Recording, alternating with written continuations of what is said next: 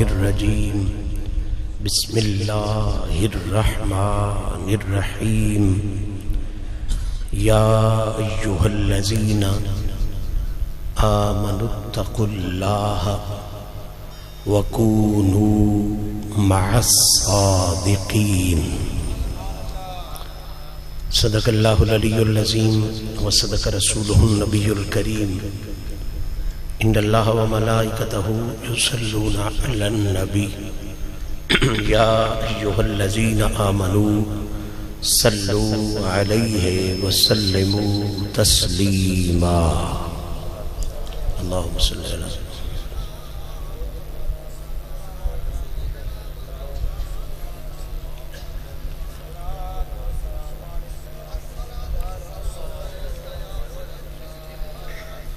جب زباں پر میری سرکار کا نام آتا ہے، جب زباں پر میری سرکار کا نام آتا ہے، آسمانوں سے فرشتوں کا سلام آتا ہے۔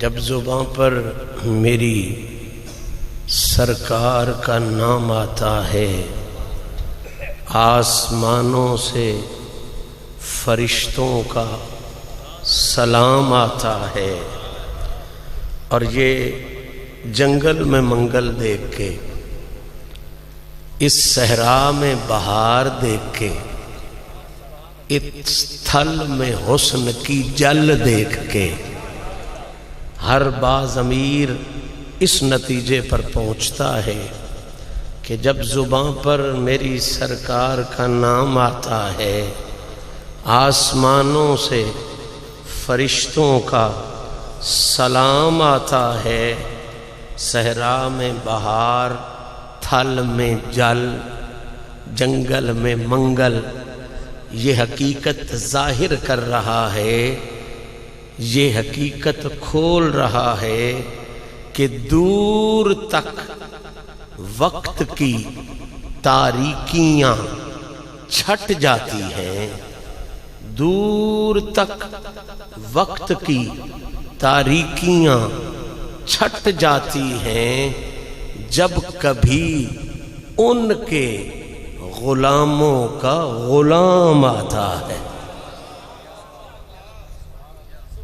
مالک حقیقی کا بے انتہا احسان ہے کہ اس نے اپنے محبوب کریم علیہ الصلاۃ والتسلیم کے پاکیزہ توسل اور اپنے پیارے بندوں کی پاکیزہ نسبتوں کا صدقہ ہم جیسوں کو اپنے ذکر کے لیے، اپنے محبوب کریم علیہ الصلاۃ والتسلیم کی تعریف و توصیف کے لیے، آقا پاک کے دین متین کی تعلیم و تبلیغ کے لیے، اپنے انتہائی مقبول بندے کے عرس پاک کی پاکیزہ محفل میں حاضر ہونے کی توفیق عطا فرمائی، کیونکہ یہ ایک کائناتی حقیقت ہے، ایک یونیورسل ٹروتھ ہے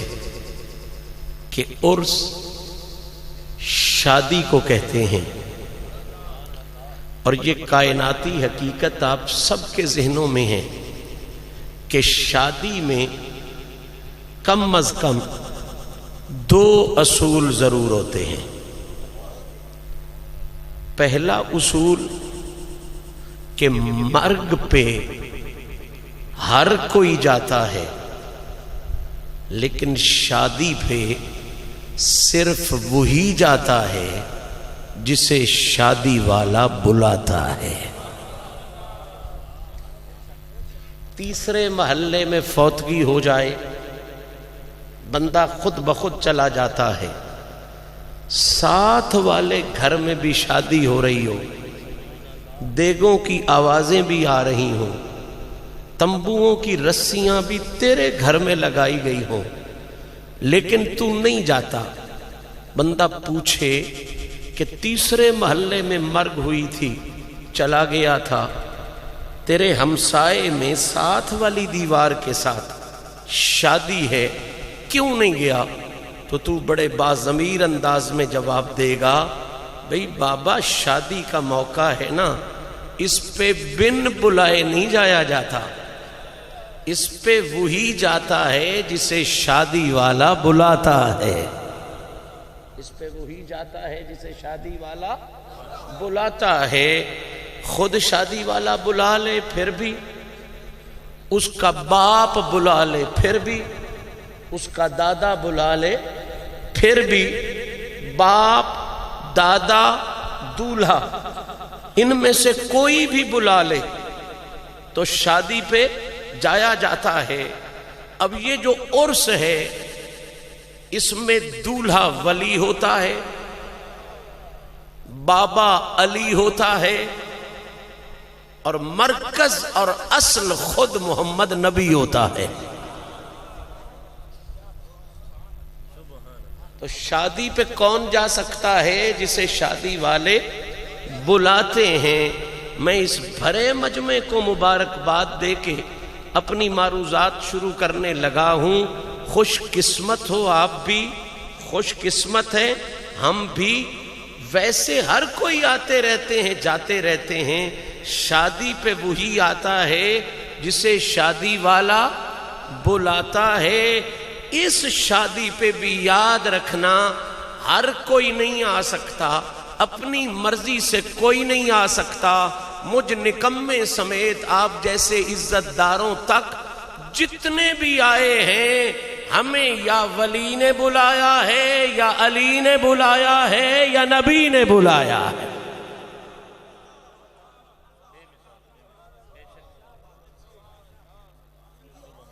اچھا, جب پہلا اصول یہ واضح ہو گیا کہ ان کریموں نے بلایا ہے تو آئے ہیں, تو ذرا اندازہ کرو جو کریم بن بلائے مہمانوں کو بہت کچھ دے دیتے ہیں, جب انہوں نے بلایا ہوگا تو پھر کیا عطا فرمائے. اور اگلا جملہ آپ کے ذہنوں کی سادگی کی نظر کرتے ہوئے منزل کے قریب جانا چاہتا ہوں. شادی کا پہلا اصول آپ کے ذہن میں آ گیا نا کہ یہاں بن بلائے نہیں جایا جاتا, بلائے جایا جاتا ہے. ہم اپنی طاقت سے نہیں آئے بیٹھے, اپنے زور سے نہیں آئے بیٹھے, اپنی محنت سے نہیں آئے بیٹھے. آج بابے نے بلایا ہے تو آئے بیٹھے. میری طلب بھی انہی کے کرم کا صدقہ ہے, میری طلب بھی انہی کے کرم کا صدقہ ہے. قدم یہ اٹھتے نہیں ہیں, اٹھائے جاتے ہیں. اور دوسرا جو کائناتی اصول ہے عرس کا, شادی کا, وہ یہ ہے کہ سارا سال مہمان کی جو خدمت ہوتی ہے نا, جو لنگر دیا جاتا ہے, وہ مہمان کی حیثیت دیکھ کے دیا جاتا ہے. اگرچہ ایسا ہونا نہیں چاہیے, لیکن حقیقت یہی ہے کہ سائیکل والا مہمان ہو تو اس کی خدمت اور کی جاتی ہے, گاڑی پہ آئے تو اس کی لنگر اور خدمت اور کی جاتی ہے, گرینڈ کروزر پہ آئے تو اس کی خدمت لنگر اور کیا جاتا ہے. سارا سال یہ اصول ہے, سارا سال یہی اصول رہتا ہے کہ جیسا مہمان ہو, مہمان کی حیثیت دیکھ کے خدمت کی جاتی ہے. لیکن شادی والے دن یہ اصول ٹوٹ جاتے ہیں, شادی والے دن یہ قانون ٹوٹ جاتے ہیں, شادی والے دن یہ ضابطے ٹوٹ جاتے ہیں. سارا سال جو لنگر ملتا ہے مہمان کو, وہ مہمان کی حیثیت دیکھ کے دیا جاتا ہے. شادی والے دن جو لنگر دیا جاتا ہے یہ مہمان کی حیثیت دیکھ کے نہیں, دولہے کی عزت دیکھ کے دیا جاتا ہے. تو میں دعوت فکر دے رہا ہوں چونکہ یہ اس شخصیت کا بھی عرس ہے جو بانی ہے تحریک دعوت فکر کا. تو میں اس دعوت فکر کے لنگر کے طور پہ یہ دعوت فکر آپ تک پہنچا رہا ہوں کہ آج جھولی پھیلا کے بیٹھیے, اس یقین کے ساتھ کہ آج ہمیں ہماری حیثیت دیکھ کے لنگر نہیں ملے گا، دولہا کی عزت دیکھ کے لنگر نصیب ہوگا۔ دعا ہے رب العزت انہی پاکیزہ نسبتوں کا صدقہ آج ہر آنے والے کو اپنے پیاروں کے لنگر سے وافر حصہ نصیب فرمائے۔ معزز سامعین، آج کی اس خوبصورت نشست میں قرآن مجید فرقان حمید کی جس آیہ مبارکہ کو میں نے بطور سہارا اور بطور ٹیک تلاوت کرنے کا شرف حاصل کیا ہے، اس آیہ مبارکہ میں دیگر خوبصورتیوں کے ساتھ ساتھ، دیگر نفاستوں کے ساتھ ساتھ، دیگر لطافتوں کے ساتھ ساتھ کمال کا حسن یہ بھی ہے کہ لفظ تو تھوڑے سے ہیں، یا ایھا الذین آمنوا اتقوا اللہ وکونوا مع الصادقین، لفظ تو تھوڑے سے ہیں لیکن حسن کی حد یہ ہے کہ ان تھوڑے سے لفظوں میں میرے مالک نے کمال جامعیت کے ساتھ اولیاء اللہ کی شان کو بھی بیان فرمایا ہے، اور صرف شان نہیں، اولیاء اللہ کی پہچان کو بھی بیان فرمایا ہے، اور لطف کی حد یہ ہے کہ صرف پہچان ہی نہیں، قیامت تک جو سچے سچے ولیوں کے غلام بن جاتے ہیں ان پر اپنے خصوصی انعام کو بھی بیان فرمایا۔ بوجھ بننے کی عادت میری نہیں، آئیں ان خوبصورت لفظوں کے حسن کی خیرات مانگتے ہیں، اس یقین کے ساتھ کہ کریموں کا کرم شامل حال ہوگا، آنے والے چند لمحوں میں قرآن کی جامعیت بھی کھل کے سامنے آ جائے گی، آقا اور آقا کے پیاروں کی عزت بھی کھل کے سامنے آ جائے گی۔ ذہن آپ کا حاضر ہے، توجہ مجھے نصیب ہے، تمہیدوں کا میں عادی نہیں۔ آئیے ان خوبصورت لفظوں کے سوج کی خیرات مانگتے ہیں۔ ارشاد ربانی ہے، یا ایھا الذین آمنوا، اے ایمان والو، اتقوا اللہ، تقوی اختیار کرو، وَكُونُوا مَعَ الصَّادِقِينَ، اور ایمان اور تقوی حاصل کرنے کے بعد یہ نہ سمجھ لینا کہ ہم منزل تک پہنچ گئے، ہم بے خوف ہو گئے، بے خطر ہو گئے، نہیں، وَكُونُوا مَعَ الصَّادِقِينَ، ایمان والو تقوی اختیار کرو اور ان کی سنگت میں آ جاؤ جن کے تن کو بھی رب نے سچائی عطا فرمائی ہے اور جن کے من کو بھی رب نے سچائی عطا فرمائی ہے۔ اللہ آپ کو سلامتیاں دے، خوبصورتی کے ساتھ سماعت فرما رہے ہیں۔ ذہن کو 2 منٹوں کے لیے روکنا ہے، بات یہیں سے کہیں کی کہیں چلی جانی ہے۔ دیکھنے میں یہ سادہ سا جملہ ہے، اے ایمان والو تقوی اختیار کرو، کونوا مع الصادقین، اور ان کی سنگت بھی اختیار کرو جو صادقین ہیں، یعنی جو تن کے بھی سچے ہیں، جو من کے بھی سچے ہیں، جو تن کے بھی سچے ہیں، جو من کے بھی سچے ہیں۔ دیکھنے میں یہ سادہ سا جملہ ہے لیکن حقیقت یہ ہے کہ اس ایک جملے میں رب نے پہلا کمال کا مضمون لفظ یا ایھا الذین آمنوا میں بیان فرمایا ہے، دوسرا انتہائی نفیس مضمون اتقوا اللہ میں بیان فرمایا ہے، اور تیسرے کے لیے اگر میں یہ جملہ کہوں تو مبالغہ نہیں کہ کچے وکھرے کر دینے والا اور سچے وکھرے کر دینے والا کمال کا مضمون جہان نے نہیں، رحمان نے کونوا مع الصادقین میں بیان فرمایا۔ آئیں اب ترتیب کے ساتھ پہلے مضمون کا خوبصورت پیغام سمجھتے ہیں۔ پہلا مضمون ہے یا ایھا الذین آمنوا۔ ماشاءاللہ بول لیجئے، بولنے سے ضروری نہیں کہ میرا حوصلہ بڑھے، لیکن یہ ضرور ہو جائے گا کہ محمد کریم اور حضور کے پیاروں کے ذکر کرنے والوں میں جہاں میرا نام شامل ہو رہا ہے وہاں آپ کا نام بھی شامل ہو جائے۔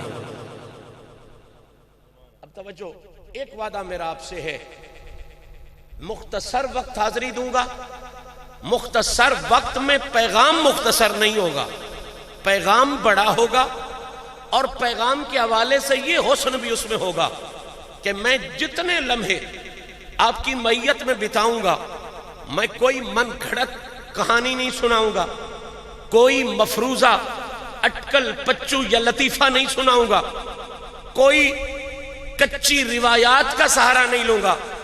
جتنے لمحے اولیاء کاملین کی شان چان اور ان کے غلاموں پر انعام کے حوالے سے نوکری پیش کروں گا، یا اللہ کا قرآن پیش کروں گا یا مدینے والے کی مقدس زبان پیش کروں گا۔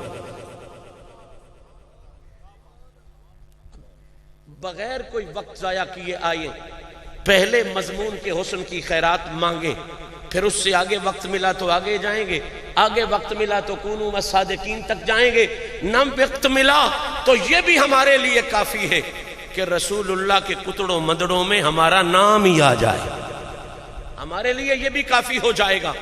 اور یہ سلسلہ محبت کریموں کے کرم سے جاری رہے گا، پھر حاضر ہوتے رہیں گے، بات کرتے رہیں گے۔ ابھی صرف اس جملے پر رکیں اور سوچیں، اللہ کریم اس مقام پر اولیاء اللہ کی شان، اپنے بیلیوں کی عزت، اپنے پیاروں کی عظمت بیان فرماتے ہوئے ارشاد فرما رہا ہے، یا ایھا الذین آمنوا، جس کا سادہ سا ترجمہ ہے کہ اللہ مخاطب کر رہا ہے ایمان والوں کو۔ ماشاءاللہ کنہیں مخاطب کر رہا ہے؟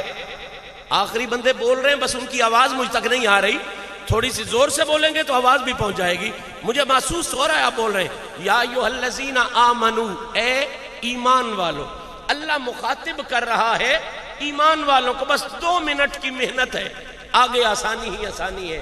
قبلہ خطاب کا اصول یہ ہے، گفتگو کا اصول یہ ہے کہ مخاطب اسے کیا جاتا ہے جس کا آنے والی بات سے کوئی نہ کوئی تعلق ہوتا ہے۔ سمجھ گئے تو بڑی بات، نہیں تو میں سمجھا کے جاؤں گا۔ یا ایھا الذین آمنوا ذہن میں رکھو اور میرا یہ جملہ سمجھو کہ مخاطب اسے کیا جاتا ہے جس کا آنے والی بات سے کوئی نہ کوئی تعلق ہوتا ہے۔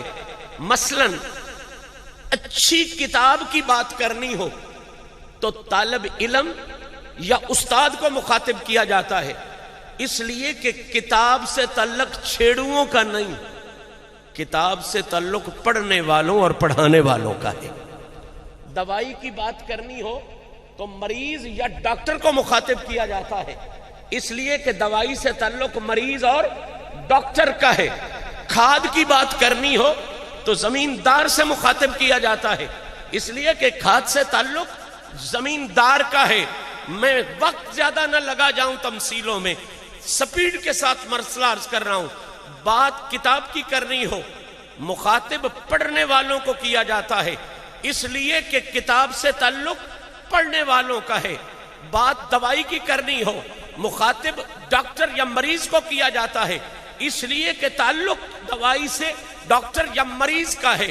بات کھاد کی کرنی ہو، مخاطب زمیندار کو کیا جاتا ہے، اس لیے کہ کھاد سے تعلق زمیندار کا ہے۔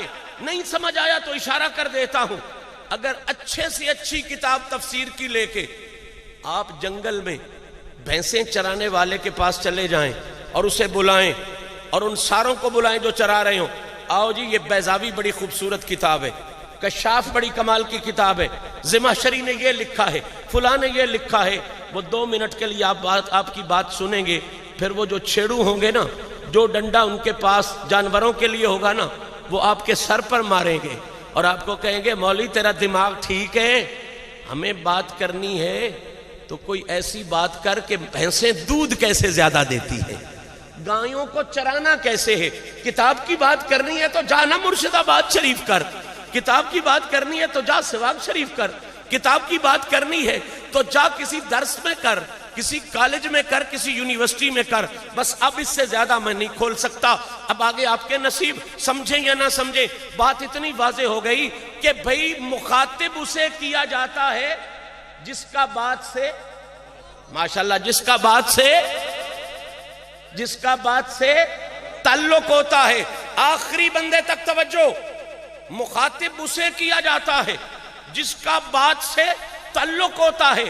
اب اللہ نے بات کرنی تھی مجدد پاک کی، اللہ نے بات کرنی تھی داتا صاحب کی، اللہ نے بات کرنی تھی مہر علی کی، اللہ نے بات کرنی تھی ہند الوری کی، اللہ نے بات کرنی تھی خواجہ گل حسن کی، اللہ نے بات کرنی تھی خواجہ عبد الغفور کی، اللہ نے بات کرنی تھی ہند الولی کی، غوث جلی کی، مہر علی کی، مولا علی کی۔ تو اللہ نے ہر کسی کو مخاطب نہیں کیا۔ میں نے جو 10 منٹ محنت کی اس کا کوئی ثبوت مجھے دے۔ اللہ نے ہر کسی کو مخاطب نہیں کیا، مخاطب کیا صرف ایمان والوں کو، مخاطب کیا۔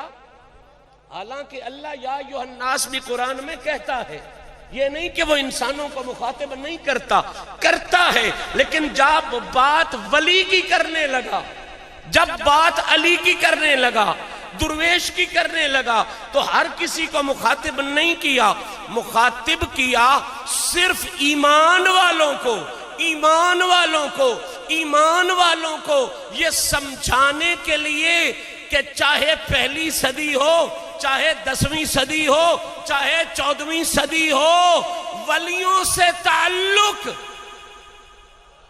ہر کسی کو نصیب نہیں ہوتا، ان سے تعلق انہیں ہی نصیب ہوتا ہے جنہیں مالک ایمان کی دولت عطا فرمایا۔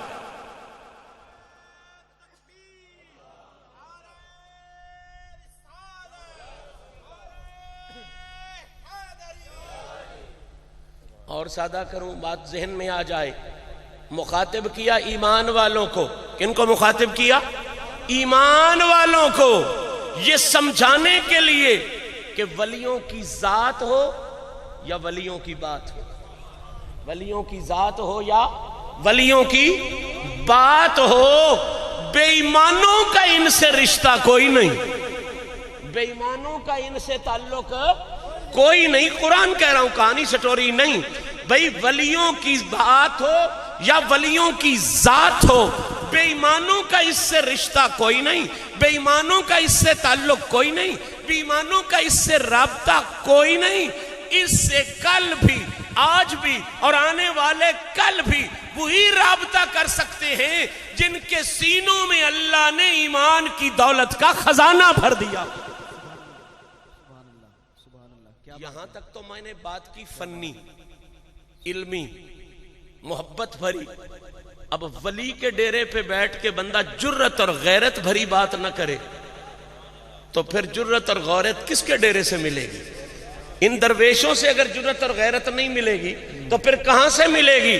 قبلہ اب جرت والے لوگ یقیناً سنیں گے، کیونکہ ولی کے غلام جرت والے ہی ہوتے ہیں۔ اب جرت کے ساتھ بھی جملہ سننا چاہیے نا، صرف اور صرف ایک لہجہ اور ایک انجام نہیں، یہ انداز بھی سمجھنے والا ہے۔ یا ایھا الذین، اللہ ایمان والوں کو مخاطب کر کے یہ فیصلہ بھی دے رہا ہے، قرآن کی یہ آیت یہ للکار بھی دے رہی ہے کہ دنیا والوں، ترجمے بعد میں، تشریحیں بعد میں، تفسیریں بعد میں، قرآن کی ترتیب ہی تمہیں بتا دے گی کہ بے ایمان کسی نسل کا ہو، کسی روپ کا ہو، کسی علاقے کا ہو، کسی خطے کا ہو، بے ایمان ولیوں کی بات کر نہیں سکتے اور ایمان والے ولیوں کی بات کبھی چھوڑ نہیں سکتے۔ نعرہ تکبیر، نعرہ رسالت، نعرہ تحقیق، نعرہ حیدری، علماء حق اہل سنت۔ کیا بات ہے مجدی صاحب، کیا بات ہے؟ بات تھوڑی مشکل ہو گئی ہے اس لیے کہ جٹ ذمہ دار لوگ زیادہ نظر آ رہے ہیں، تو اجازت دیں تو ہم گھبرانے والے تو ہیں نہیں، اس لیے کہ مشکل سے تو وہ گھبرائے جس کا مشکل کشا سے تعلق کوئی نہ ہو. مشکل سے تو وہ گھبرائے جس کا مشکل کشا سے تعلق کوئی نہ ہو. ہم تو غلام ہیں نا، ہم تو نوکر ہیں اس ڈیرے کے جس ڈیرے سے مشکل کشا کا فیض بٹتا ہے.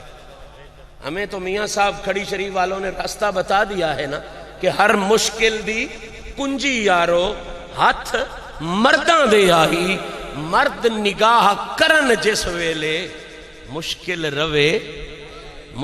روے نہ کائی. تو ابھی تھوڑی دیر کے لیے مشکل بنی ہے کہ میں قرآن کی تفسیر پڑھا رہا ہوں، تحقیق پڑھا رہا ہوں، اور جٹ چہرے جو ہیں وہ پوری طرح آسانی سے نہیں سمجھ رہے. تو اس مشکل کا حل بھی کرنے کے لیے چلیں نا کسی مشکل کشا کے نوکر کے دروازے پہ، تاکہ آسان ہو جائے، مسئلہ سمجھ میں آ جائے. اور مشکل واقعتاً اس وقت تک کی مشکل ہوتی ہے جب تک تعلق مشکل کشا کے فیض سے نہ بنے. جب فیض سے تعلق بن جائے تو پھر مشکل نہیں رہتی. میری اپنی نظم کا ایک جملہ ہے کہ کیا شان مصطفیٰ ہے تو قرآن اٹھا کے دیکھ، کیا شان مصطفیٰ ہے تو قرآن اٹھا کے دیکھ، رحمت خدا کی کیا ہے مدینے میں جا کے دیکھ. اور جب مشہدی نہ ٹلتی ہو مشکل کسی طرح، مولا حسن کے باپ کو دل سے بلا کے دے. نعرہ حیدری، نعرہ حیدری، علماء حق اہل سنت. ہاں یہی مضمون اسی انداز میں بھی سمجھا جا سکتا ہے.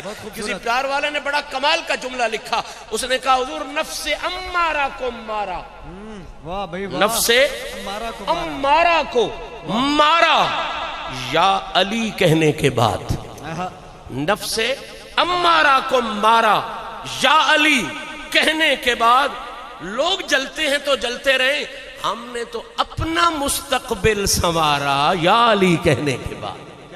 نفس امارہ کو مارا یا علی کہنے کے بعد اپنا مستقبل سنوارا یا علی کہنے کے بعد. اور میں خود بھی چونکہ تک بندی کرتا ہوں، میں نے اتنی خوبصورت بندش بہت کم دیکھی ہے جو اگلے شعر میں ہے. کہتا ہے پہلے میں مشکل میں تھا، واہ بھائی واہ، پہلے میں مشکل میں تھا، پہلے میں مشکل میں تھا، اب مشکلیں مشکل میں ہیں. پہلے میں مشکل میں تھا، اب مشکلیں مشکل میں ہیں. پہلے میں مشکل سے گھبرا رہا تھا، اب مشکل مجھے دیکھ کے گھبرا رہی ہے. پہلے میں مشکل میں تھا، اب مشکلیں مشکل میں ہیں. ہوا کیا، کیا کیا، تبدیلی کیسے آئی؟ پہلے میں مشکل میں تھا، اب مشکلیں مشکل میں ہیں. کیسے بدلا ہے نظارہ یا علی کہنے کے بعد، کیسے بدلا ہے نظارہ یا علی کہنے کے بعد. اور پورے پاکستان کا نمائندہ مجمع مجھے نظر آ رہا ہے، دور دور سے آئے ہوئے چہرے نظر آ رہے ہیں. دعوت فکر دے رہا ہوں اور سوچ کے بتا لینا، مجھے چیلنج دے کے جا رہا ہوں. سوچ کر اچھی طرح، فوری جواب بھی نہیں مانگ رہا، سوچ کا بھی ٹائم دے رہا ہوں. سوچ کر اچھی طرح دنیا ہمیں اتنا بتا، کیا کوئی انسان ہارا یا علی کہنے کے کیا کوئی انسان ہارا یا علی کہنے کے بعد. تو بات طویل نہ ہو جائے، قبلہ مشکل جو پڑی ہے تو چلے کسی مشکل کشا کے نوکر کے دروازے پہ، تاکہ یہ آمنو والی تشریح کھل کے سامنے آ جائے، یہ تفصیل ذہن میں آ جائے، یہ پیغام کھل کے سامنے آ جائے. تو آؤ لے چلتا ہوں اس مشکل کشا کے نوکر کے دروازے پہ جس سے مانگنے والا پیر سیال ہو گیا، جس کے دروازے سے خیر لینے والا پیر سیال ہو گیا. کائنات جسے حضور پیر پٹھان خواجہ شاہ محمد سلیمان توسوی کے نام سے یاد کرتی ہے. حضور پیر پٹھان تشریف فرما ہے، ایک صاحب علم و ادب شخص آپ کی خدمت میں حاضر ہے. بابا فرید الدین گنج شکر کے بہشتی دروازے کی بات چھڑی ہوئی ہے. وہ صاحب علم و ادب عرض کرتا ہے حضور بابا صاحب کے دروازے پہ جانے سے، صحیح عقیدے سے جانے سے، ادب کے ساتھ حاضری دینے سے بندہ جنتی ہو جاتا ہے یا نہیں ہوتا؟ پیر پٹھان وظائف پڑھ رہے تھے، وظائف بند فرمائے، اور میں کیا پوچھتے ہو؟ حضور پوچھتا ہوں بابا کے دروازے پہ جانے سے عقیدہ ٹھیک ہو، نظریہ ٹھیک ہو، ادب کے ساتھ جائے بندہ جنتی ہو جاتا ہے؟ پیر پٹھان کے چہرے پہ جلال آیا، فرمایا مولوی صاحب وہ تو بابا ہے، وہ تو بابا ہے، وہ تو پاپا ہے، وہ تو بہت